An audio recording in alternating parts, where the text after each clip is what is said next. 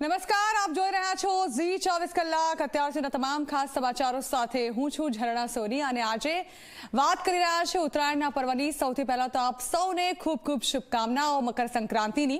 અને હાલ તમામ ગુજરાતીઓ જે છે તે ધાબા ઉપર નજરે પડી રહ્યા છે। કાયપો છે ની બૂમો સંભળાઈ રહી છે, પીપુડા વગાડી રહ્યા છે અને સાથે જ જાણે કે આખું ઘર આજે એક સાથે ભોજન સમારંભની જયાફત પણ માણવાનું છે ધાબા ઉપર, જ્યાં ઊંધિયાની જયાફત માણતા તેઓ નજરે પડશે।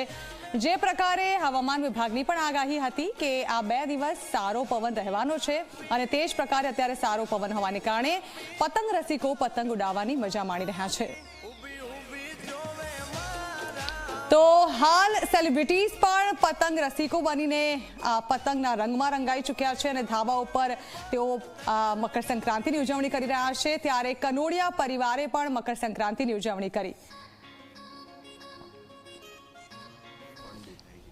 ગુજરાતી આજે ઉત્તરાયણ પર્વ પર ધાબા પર ન હોય એવું ન બને અને આજે આપણી સાથે એક એવું કપલ છે કે જેને પતંગિયું અને તિતલીની જો ઉપમા આપવામાં આવે તો પણ ક્યાંક અતિશયોક્તિ નહીં ગણાય, કારણ કે ગુજરાતી ચલચિત્રનું આ કપલ છે અને સ્વાભાવિક છે કે અનેક ગુજરાતી ચલચિત્રોમાં આ ચહેરા હીરો હિરોઈન તરીકે પણ તમે જોયા છે। આજે ઉત્તરાયણના ધાબા પર છે, ગાંધીનગરથી આ ઉત્તરાયણ કરવામાં આવી રહી છે।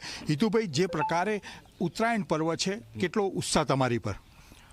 કોઈ પણ ઉત્સવની અંદર હોવો જરૂરી છે, કારણ કે આપણી સંસ્કૃતિને જાળવવી જરૂરી છે અને એ નેક્સ્ટ જનરેશનમાં લાવવા માટે એ એનર્જી, એ મજા, એ આખો માહોલ ક્રિએટ કરવો પડે અને તો જ એ નવું જનરેશન એની અંદર આવી જશે।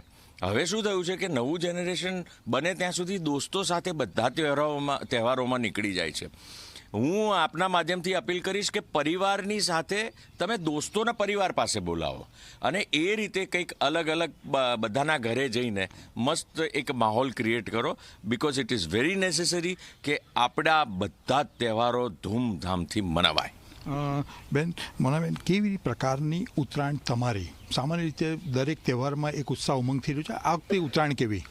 આ વખતની ઉત્તરાયણ બહુ જ સ્પેશિયલ છે।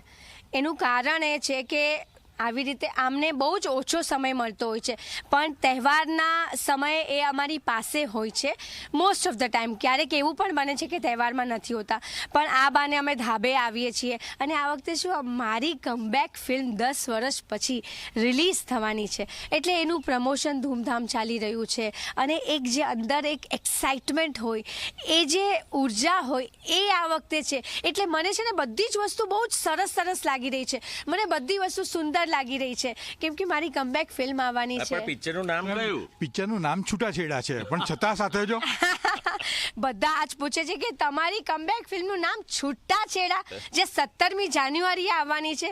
ભાઈ, પિક્ચરનું નામ જે હોય તે ભેગા તો હંમેશા સાથે જ રહેવાના છીએ, પણ જોરદાર પિક્ચર છે, મેચ્યોર લવ સ્ટોરી છે અને આ પિક્ચર એક સરસ મજાનો સંદેશો આજના યુથને આપવાનું છે કે જે ધીરજ ખૂટી રહી છે યુગલોમાં, કે કંઈક બી નાનો મોટો ઝઘડો થાય ને છૂટા પડવું છે, તો એ જે પ્રોબ્લેમ આજના સમયમાં થઈ રહ્યો છે એનું પ્રોબ્લેમ સોલ્વિંગ વસ્તુ હોય ને એ અમારી પિક્ચરમાં છે। હિતુભાઈ, ખાસ કરીને તમારા પણ 2 પિક્ચર આવી રહ્યા છે, શું છે એ પિક્ચરોની હાઇલાઇટ સીધી રીતે? સરજી, છૂટાછેડામાં અમે બંને સાથે છીએ। ઇટ્સ લાઇક અ પોએટ્રી, એક કવિતા જેવી મસ્ત સુંદર ફિલ્મ છે, નામ ભારી ભરકમ છે। એ સિવાય એક જેની અંદર મેં કેમિયો કર્યો છે, ગેસ્ટ અપેરન્સ કર્યો છે, તારો થયો ફિલ્મ આવી રહી છે, એમાં હિતેન કુમાર અને કાજલ ઓઝા વૈદ પણ છે અને પછી આવી રહી છે માલિકની વાર્તા। એ એકદમ ફૂલ ટુ એન્ટરટેનમેન્ટ કોમેડી ટાઈપની આખી પિક્ચર છે, એ પણ મજાની ફિલ્મ। પણ જ્યારે 31 જાન્યુઆરી આવશે ને ત્યારે અમે લોકોએ મેલબર્ન ઓસ્ટ્રેલિયામાં શૂટ કરેલી ફાટીને ફિલ્મ આવી રહી છે, એટલે એ ફિલ્મ બહુ જ અલગ પ્રકારની છે, હોરર, કોમેડી, ઇમોશન બધું જ છે। પબ્લિકને બહુ જ નવું એટમોસ સાઉન્ડ સાથે પહેલી વાર ગુજરાતી પિક્ચર જોવા મળશે, જેનું સંગીતની રચના, જે બેકગ્રાઉન્ડ સ્કોર હોય છે, આખું A.R. રહેમાનના ચેન્નાઈના સ્ટુડિયોમાં થયેલું છે। It's a very big project અને એમાં મેં કેમિયો કર્યું છે, ગેસ્ટ અપીરન્સ કર્યું છે।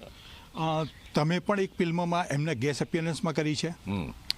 એટલે મેં જે કરી છે એ ફિલ્મનું નામ છે તારો થયો। એ હિતેન કુમાર અને કાજલ ઓઝા વૈદવાડી છે। આટલા વર્ષ પછી